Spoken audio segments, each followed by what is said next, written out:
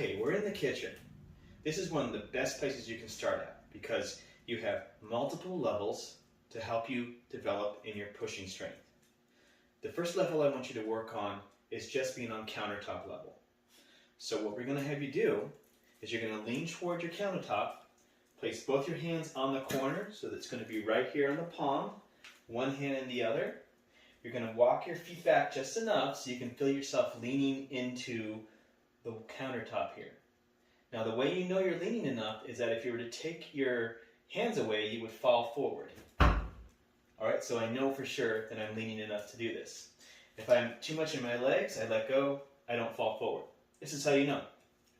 So from here, both feet back, and then we're going to get into our lock position that we talked about before. That means you are squeezing your glutes under and flexing your abdominals to the best of your ability. From here, we're going to do a slow count down to the bottom. So from this pushing position, we're going to slowly come down, all the way down. Chest is going to touch the countertop. All right? We're doing a 5-second slow lowering. You can go slower than that, but 5 seconds is what we're trying to get to. So if we need to, we can always go a little bit higher to make this that much easier or that much better for your progression in your level. Both hands on, lock out the glutes, lock out the abs, and from here, slowly lowering. Now, when you get to the bottom here, okay, you can press back up if you want, but you must maintain the abdominals tight and the glutes tight. If that's not happening, you're losing your form, and that's going to be really important for when you want to break into new plateaus. So coming down, nice and slow. If you can't get back up and you break form, so if you drop your back or lose your glutes, if you break your form, your goal here is to step in and then come back up and then repeat the slow lowering down. If you can't get back up, step in and come back to here. Instead of just doing a partial rep down and back up again, I want you to really focus on that slow lowering down and coming back up if you can, or slow lowering down, stepping in, coming back to the position up here. Now we're going to move on to a lower level. Alright, so here I have the kitchen table. It's slightly lower than the countertop.